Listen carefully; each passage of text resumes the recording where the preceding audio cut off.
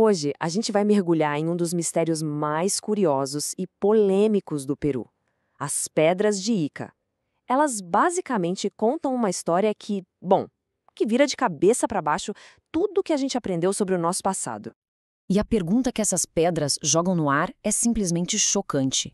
Será que os seres humanos e os dinossauros conviveram?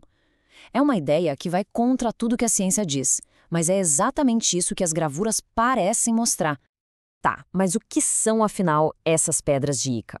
Pensa assim, é uma coleção enorme de pedras de um tipo chamado andesita, lá do Peru. E o que tem de especial nelas são os desenhos gravados. São cenas que simplesmente não deveriam estar ali, desafiando a nossa linha do tempo oficial. Ok, vamos entender melhor. Como é que essa descoberta, que parece impossível, veio parar no nosso radar? E é o que está desenhado nessas pedras que causa toda a confusão. Não são desenhos qualquer. As gravuras mostram pessoas interagindo com dinossauros, sabe? Como se fossem animais de estimação. E não para por aí. Tem gente fazendo cirurgias super complexas, usando telescópios, coisas que criam um conflito direto com a história que a gente conhece. E no centro dessa história toda tem um personagem principal, o médico cuja paixão por essas pedras acabou mudando a vida dele para sempre. Tudo começou lá em 1966. O Dr. Javier Cabrera Darquea, um médico peruano, ganhou uma dessas pedras gravadas de presente de aniversário. Era para ser só um peso de papel, uma coisinha para enfeitar a mesa. Mas, para ele, aquilo foi o começo de uma verdadeira obsessão. E que obsessão, hein? Ao longo da década seguinte, o Dr. Cabreira juntou mais de 10 mil dessas pedras. 10 mil!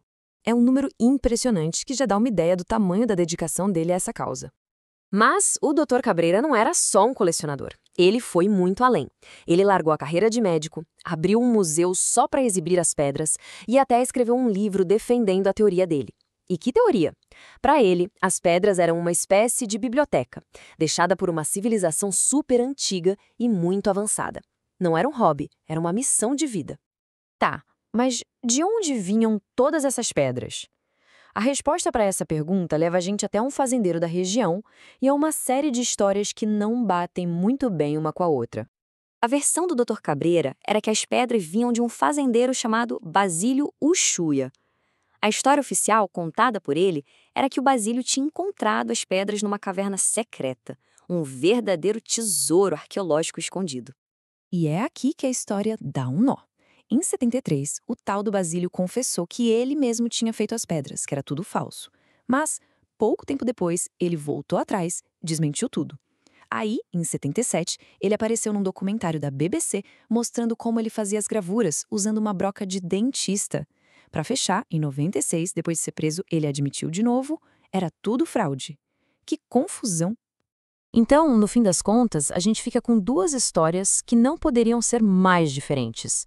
De um lado, o mito, uma caverna sagrada, um tesouro antigo. Do outro, a realidade. Um cara esculpindo pedras em casa, copiando o desenho de revista e envelhecendo tudo de um jeito, digamos, bem rústico. Com essa bagunça toda de histórias, uma hora a ciência ia ter que entrar no jogo para tentar botar ordem na casa, né? Vamos ver o que as análises mais sérias revelaram. A primeira análise séria veio do arqueólogo Neil Stead, e ele descobriu uma coisa muito interessante. As pedras, a rocha em si, eram realmente antigas. Tinham aquela cara de coisa velha, sabe? Só que os sulcos, as linhas dos desenhos, estavam limpos demais, novos demais. A conclusão dele foi bem direta. Alguém pegou pedras antigas e fez desenhos novos nelas. E não parou por aí. Em 98, uma análise com microscópio, feita por Vicente Pares, foi ainda mais fundo. Dentro dos cortes dos desenhos, encontraram restos de tintas e abrasivos modernos. E mais, a textura áspera dos desenhos não batia com o resto da pedra, que era lisinha. Ou seja, mais uma prova clara de que foram usadas ferramentas modernas ali. Mas talvez a pá de cal em toda essa história tenha vindo do próprio Basílio Uchoa. Em 1996, ele soltou essa frase: fazer essas pedras é mais fácil do que cultivar a terra. Uma confissão bem direta, né? E bem poderosa.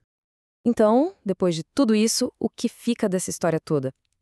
Parece que, no fim, o que temos aqui é uma fraude que, de tão bem feita, acabou entrando para a história.